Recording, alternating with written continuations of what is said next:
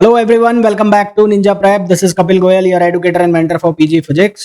तो जैसा कि मैंने आपको कहा था कि यूके पीएससी पॉलिटेक्निक लेक्चरर और हरियाणा पीएससी प्रोफेसर जो वैकेंसी निकली है उसके लिए वीडियो सीरीज मेरी आने वाली है। तो उस वीडियो सीरीज का पहला लेक्चर क्वांटम मैकेनिक्स का है और इसमें भी हम क्वांटम थ्योरी ऑफ रेडिएशन को डिस्कस करेंगे। इस सीरीज के अंदर जितने भी लेक्चर आएंगे उसमें जो क्वेश्चंस के थ्रू हम कॉन्सेप्ट्स को समझेंगे, साथ ही साथ क्वेश्चंस भी हमें आइडिया लग जाएगा कि किस तरह के क्वेश्चंस हमें एग्जाम में पूछे जा सकते हैं, पूछे जाते हैं। तो ये वीडियो सीरीज जो भी बच्चा प्रिपेयर कर रहा है यूके पीएससी पॉलिटेक्निक लेक्चरर के लिए और हरियाणा पीएससी असिस्टेंट प्रोफेसर के लिए, उन सभी लोगों के लिए ये सीरीज यूजफुल रहने वाली है। साथ ही साथ जो हरियाणा पीजीटी फिजिक्स की प्रिपरेशन कर रहा है उन लोगों के लिए भी ये जो वीडियो सीरीज है काफी यूजफुल होने वाली है। जो भी लोग इस वीडियो को देख रहे हैं या सीरीज को देख रहे हैं और चैनल को सब्सक्राइब नहीं किया है, प्लीज चैनल को सब्सक्राइब जरूर कर लें। वीडियो को लाइक जरूर कर लें, अपने फ्रेंड्स के साथ शेयर जरूर करें ताकि ये वीडियो ज्यादा से ज्यादा रीच में और ज्यादा से ज्यादा लोगों को फायदा मिले। तो चलिए स्टार्ट करते हैं आज का lecture. Question, the maximum value of change in wavelength of the scattered light. Maximum value कितनी होगी चेंज इन वेवलेंथ, यानी कि delta lambda equals to lambda C 1 minus cos phi. तो maximum value for maximum value maximum value के लिए क्या होगा, cos phi जो है उसकी वैल्यू -1 हो जाए। कॉस फाई की वैल्यू -1 होगी जब फाई की वैल्यू पाई होगी।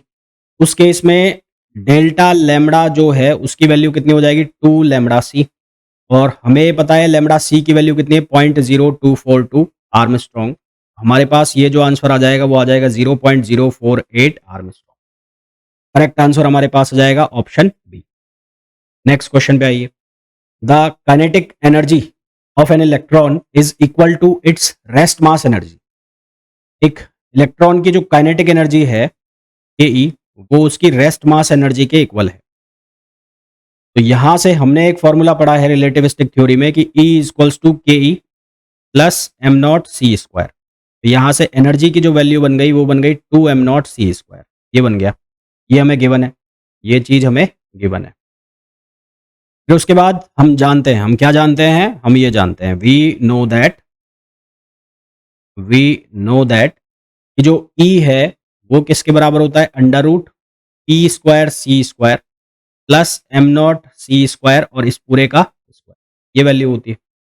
E की वैल्यू किसके बराबर है 2 एम नॉट सी स्क्वायर ना, तो ये 2 एम नॉट सी स्क्वायर इसका पूरे का स्क्वायर हो जाएगा। तो यहां से क्या बनेगा, ये बनेगा पी स्क्वायर सी स्क्वायर, ये क्या बन जाएगा, ये बन जाएगा एम नॉट सी स्क्वायर और इसका यहां से बनेगा 4 एम नॉट सी स्क्वायर, ये एम नॉट सी स्क्वायर, तो पी स्क्वायर सी स्क्वायर किसके इक्वल हो जाएगा, ये इक्वल हो जाएगा 3 एम नॉट स्क्वायर और सी पावर 4।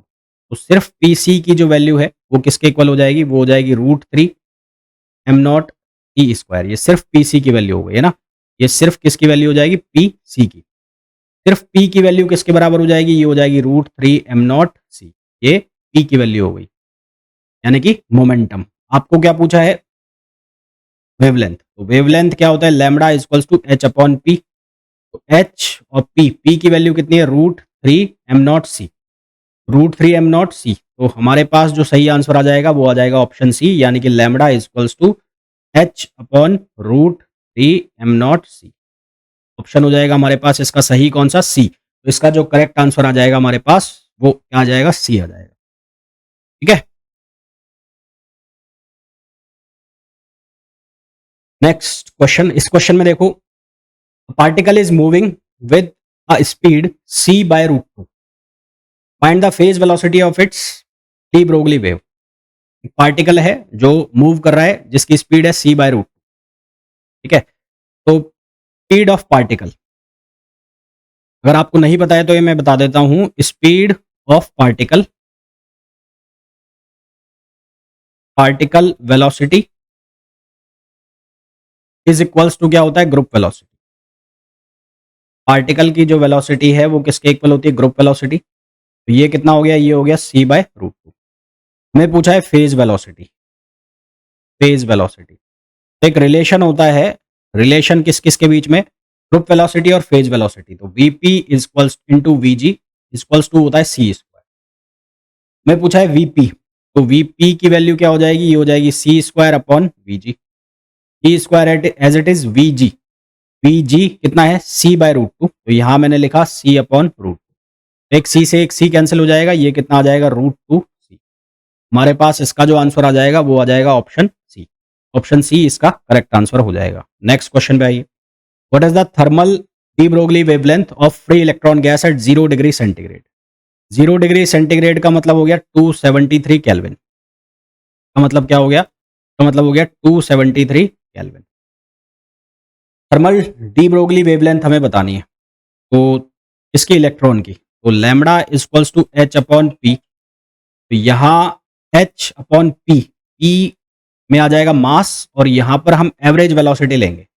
ये क्या लिया जाएगा? ये लिया जाएगा average velocity of electron. Average velocity of electron, तो हमने थर्मोडायनेमिक्स के अंदर ये पढ़ा हुआ है कि एवरेज वेलोसिटी का जो फॉर्मूला होता है पी एवरेज, वो कैसे लिखा जाता है? वो लिखा जाता है 8 के टी अपॉन पाई एम। 8 के टी अपॉन पाई एम। तो यहाँ से सी एवरेज अगर मैं निकालूं तो 8 के की वैल्यू 1.38 इंटू 10 पावर माइनस 31 और नहीं 23,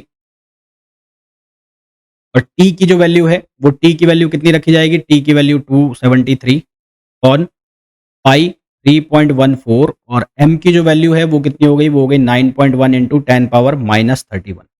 यहाँ से सॉल्व करेंगे तो ये हमारे पास आएगा 1.03 इंटू 10 पावर माइनस 3 मीटर पर सेकेंड। ये हमारे पास एवरेज वेलोसिटी आ गई। अब ये जो एवरेज वेलोसिटी आ गई इसको हमें इस फॉर्मूला में रखना है। तो यहाँ से लैम्बडा इक्वल्स टू एच की value 6.64 into 10 power minus 34 on M mass of electron, तो ये कितना हो जाएगा? 9.1 इंटू 10 पावर माइनस 31, और सी एवरेज की वैल्यू 1.03 इंटू 10 पावर, ये कितना हो जाएगा? माइनस 3। इसको जब आप सिंप्लीफाई करेंगे तो यहाँ से आपको वेवलेंथ मिल जाएगा। वेवलेंथ कितना आ जाएगा? ये आ जाएगा 7.3 7.08 7.08 इंटू 10 पावर माइनस 9 मीटर। ये आंसर आ जाएगा विच इज ऑप्शन ए। इसका जो करेक्ट आंसर आ जाएगा वो क्या आ जाएगा? Option A. नेक्स्ट क्वेश्चन पे आइए। What should be the speed of an electron for which the de Broglie wavelength is equals to its Compton wavelength? तो हमें क्वेश्चन में बोला है कि de Broglie wavelength Compton wavelength के इक्वल है, तो de Broglie wavelength equals to Compton wavelength. Compton wavelength क्या होता है? H upon M not C, और डी ब्रोगली वेवलेंथ क्या होता है? वो होता है एच अपॉन पी। तो एच से एच कैंसिल हो गया, यहाँ से हमारे पास बना P equals to M not C. P क्या हो जाएगा? एम वी, और ये किसके बराबर है? M not C. M naught का मतलब है mass of electron, rest mass of electron. तो ये m जो है रिलेटिविस्टिक मास हो गया, तो इसको मैंने लिखा M not upon 1 minus V square upon C square. यहाँ एज इट इज वी रहा, ये क्या हो गया? M not C. M not से एम नॉट कैंसिल हो गया, ये बन गया हमारे पास V by C equals to 1 minus V square upon C square, ये बना। ठीक है, अब यहाँ से इसको फर्दर सिंप्लीफाई करो तो ये हो जाएगा V square upon C square equals to 1 minus V square upon C square. ये बन गया 2 V square upon C square equals to 1। हमें चाहिए वी, तो वी जो है वी स्क्वायर इसके इक्वल हो जाएगा सी स्क्वायर अपॉन 2। तो वी की वैल्यू क्या हो जाएगी? सी अपॉन रूट। वी की जो वैल्यू बनेगी वो क्या बनेगी? C upon root two, which is option A. इसका जो करेक्ट आंसर आ जाएगा वो आ जाएगा ऑप्शन ए। नेक्स्ट क्वेश्चन पे आइए। नेक्स्ट क्वेश्चन में बोला है the D Broglie wavelength of a relativistic electron. D Broglie wavelength of a relativistic electron having 1 mega electron volt of energy. हमें डी ब्रोगली वेवलेंथ बतानी है कि कितनी होगी। इसका जो एक पार्ट हमें दिया हुआ है इंटू 10 पावर माइनस 12 मीटर, आगे वाला पार्ट हमें नहीं पता है। तो हमें डी ब्रोगली वेवलेंथ निकालनी है किसकी? रिलेटिविस्टिक इलेक्ट्रॉन की। तो रिलेटिविस्टिक इलेक्ट्रॉन की डी ब्रोगली वेवलेंथ निकालने के लिए हमारे पास सबसे पहले फॉर्मूला क्या है? Lambda equals to H upon P. तो हमें क्या निकालना पड़ेगा? हमें निकालना पड़ेगा मोमेंटम। मोमेंटम कैसे निकालेंगे? हमारे पास फॉर्मूला होता है E square equals to P square P square C square plus ये होता है एम नॉट सी स्क्वायर, और ये कितना हो गया? स्क्वायर। पी की वैल्यू हमें कितनी दी है? 1। 1 का स्क्वायर हो जाएगा इक्वल्स टू, ये हो गया पी स्क्वायर सी स्क्वायर, और रेस्ट मास एनर्जी जो हमें दी है, rest mass energy of electron 0.5 mega electron volt, तो ये हो गया 0.5 और इसका स्क्वायर। इसको जब आप सिंप्लीफाई करेंगे तो यहाँ से क्या बनेगा? ये बन जाएगा पी सी इक्वल्स टू ये हो जाएगा अंडर रूट 1 माइनस 0.5 स्क्वायर, और सिर्फ p की वैल्यू हम निकालेंगे तो ये हो जाएगा 1 माइनस 0.5 स्क्वायर कौन c की वैल्यू कितनी है 3 इंटू 10 पावर 8। ये हमारे पास क्या आ गया, मोमेंटम आ गया। मैं निकालना है लैम्बडा, तो lambda equals to H upon P, तो 6.64 इंटू 10 पावर -34 कौन, ये वैल्यू यहाँ डालोगे तो ये होगा 1 माइनस 0.5 स्क्वायर और 3 इंटू 10 पावर 8 चला जाएगा ऊपर। तो सॉल्व करोगे तो आपके पास जो आंसर आएगा वो आएगा 1.42 इंटू 10 पावर -12, जो कि किस रेंज में होगा, जो कि 1.3 से 1.6 की रेंज में आएगा। सही आंसर इसका क्या आ जाएगा, option D. Option D will be the right answer. Next question पे आइए। The D Broglie wavelength associated with the light, light of wavelength lambda. अब लाइट जो है उसकी वेवलेंथ है लैम्बडा, तो उस केस में जो फॉर्मूला बना वो बना एच अपॉन पी। ठीक है, lambda equals to H upon P. तो डी ब्रोगली वेवलेंथ जो होगी इसकी वो कितनी होगी, वो लैम्बडा के इक्वल होगी ना, वो कितनी होगी, लैम्बडा के इक्वल होगी। तो करेक्ट आंसर हमारे पास क्या आ जाएगा, डी आ जाएगा। नेक्स्ट क्वेश्चन में क्या है कि de Broglie wavelength associated with photon. अब फोटोन जो है उसके पास स्पीड क्या होती है, लाइट की स्पीड होती है, स्पीड ऑफ लाइट। तो यहां पर इनडायरेक्टली ये आपको बोला है, इनडायरेक्टली आपको ये गिवन है कि जो वेवलेंथ है वो किसकी है, लाइट की है। इनडायरेक्टली जो वेवलेंथ है वो आपको किसकी गिवन है, लाइट की है। तो पीछे वाला जो क्वेश्चन है, इसके पहले वाला क्वेश्चन है, सेम उसी को दूसरी तरीके से पूछ लिया। तो डी ब्रोगली वेवलेंथ जो हो जाएगी वो कितनी हो जाएगी, लाइट की वेवलेंथ, और लाइट की वेवलेंथ कितनी हो जाएगी यहाँ पर कितनी है, 6580 आर्मस्ट्रॉन्ग। करेक्ट आंसर जो आ जाएगा वो आ जाएगा ऑप्शन डी। नेक्स्ट क्वेश्चन पे आइए। D Broglie wavelength associated with neutron. अब देखो यहाँ पर लिखा है न्यूट्रॉन।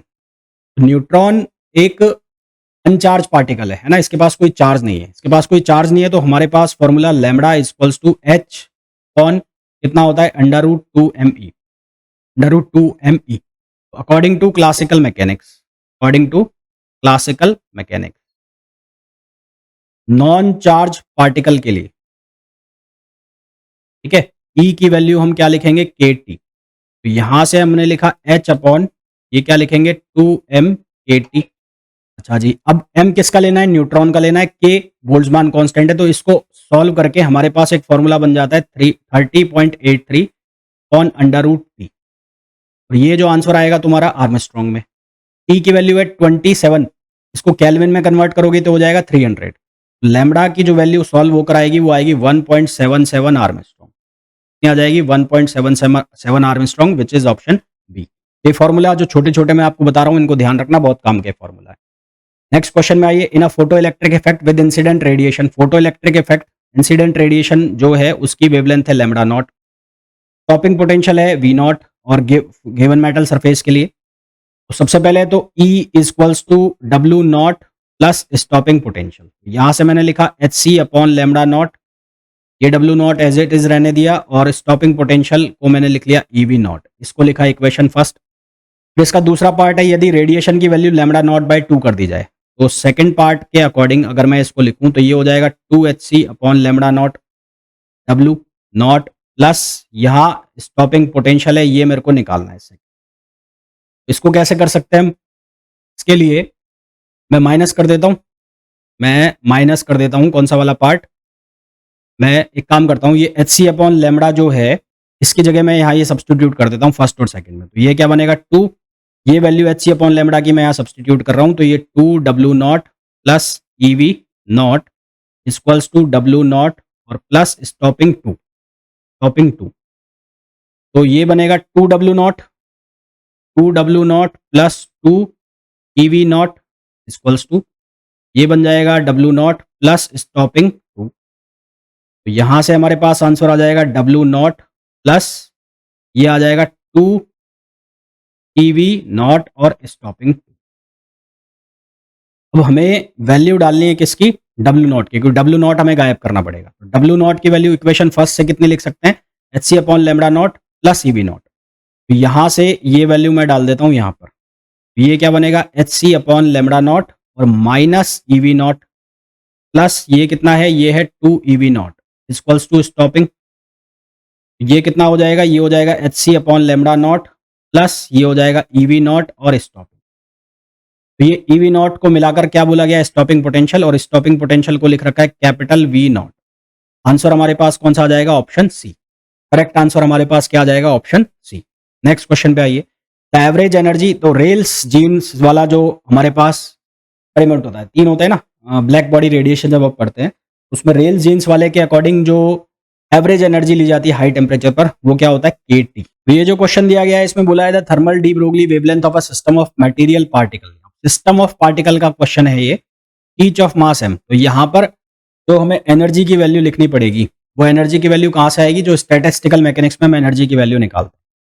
तो स्टैटिस्टिकल मैकेनिक्स में एनर्जी की वैल्यू का फॉर्मूला आपको याद होना चाहिए, हालांकि इसका आंसर आएगा सी। तो स्टैट्स जब मैं पढ़ाऊंगा तो आपको मैं बता दूंगा ये फॉर्मूला कैसे आता है, क्योंकि क्वेश्चन क्वांटम से भी मिलता जुलता है, इसलिए इसको यहाँ पर भी मेंशन कर दिया। नेक्स्ट क्वेश्चन पे आइए। The matter waves associated to the particle follows a dispersion relation. Dispersion relation हमें क्या दिया है? ओमेगा इक्वल्स टू सी के स्क्वायर। हमारे पास जो वी जी यानी कि ग्रुप वेलोसिटी होती है, वो होती है डी ओमेगा अपॉन डी के। यहाँ से ये क्या बनेगा? ये बन जाएगा 2 के, ये ग्रुप वेलोसिटी हो गई। हमारे पास जो फेज वेलोसिटी का फॉर्मूला होता है वो होता है ओमेगा अपॉन के। तो ओमेगा की वैल्यू यहाँ रख देता हूँ, तो सी के स्क्वायर अपॉन के से के कैंसिल हो गया, तो ये बन गया सी के। हमें रेशो पूछा है फेज वेलोसिटी का, इसके साथ? ग्रुप वेलोसिटी के साथ, या velocity of particle. Velocity of particle he group velocity के इक्वल होती है, मैंने आपको बताया। यहाँ से ये हो जाएगा सी के और ये हो जाएगा 2 के, ये बन गया 1/2, और 1/2 किसके इक्वल हो गया? 0.5। राइट आंसर हमारे पास आ जाएगा 0.5। The D Broglie wavelength, D Broglie wavelength अलग अलग पार्टिकल का दिया है, तो डी ब्रोगली वेवलेंथ रेसिप्रोकल हो जाएगी स्क्वायर रूट ऑफ मास के। सबसे ज्यादा मास जो है वो किसका होगा? सबसे ज्यादा मास होगा अल्फा पार्टिकल का। अल्फा पार्टिकल के बाद मास होगा किसका? न्यूट्रॉन का। फिर उसके बाद किसका? प्रोटॉन का। और फिर उसके बाद किसका? इलेक्ट्रॉन का।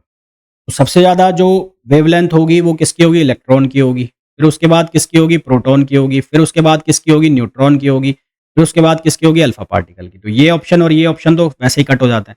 सवाल ये आता है कि न्यूट्रॉन और प्रोटॉन का मास जो है लगभग इक्वल लिया जाता है, पर जो न्यूट्रॉन है वो अनचार्ज पार्टिकल है। अनचार्ज पार्टिकल की जो वेवलेंथ है उसका निकालने का फॉर्मूला आपको मैंने बताया 30.83 अपॉन अंडर रूट टी। जबकि जब हम प्रोटॉन के लिए बात करते हैं तो प्रोटॉन के लिए हम फॉर्मूला निकालते हैं, तो उसमें हम ये फॉर्मूला लगाते हैं H upon under root 2m, और ये ई वाला। यहाँ m का मास प्रोटॉन का लेना होता है, तो उससे हम जब निकालते हैं तो हमारे पास जो प्रोटॉन है उसकी वेवलेंथ ज़्यादा आती है किसके कंपैरिजन में? न्यूट्रॉन के कंपैरिजन में। तो हमारे पास इसका जो करेक्ट आंसर हो जाएगा वो सी होगा। ठीक है, यहाँ पर बी और सी में आपको कंफ्यूजन हो सकता है, तो जो वेवलेंथ है न्यूट्रॉन का वो कम होगा किसके कंपैरिजन में? प्रोटॉन के कंपैरिजन में। द वेवलेंथ करस्पॉन्डिंग टू, अब ये वीन्स का फॉर्मूला पूछा है आपसे, वीन्स फॉर्मूला। तो वीन्स फॉर्मूला के according lambda max T minimum equals to C, क्या आ जाएगा? ये 1/t आ जाएगा। नेक्स्ट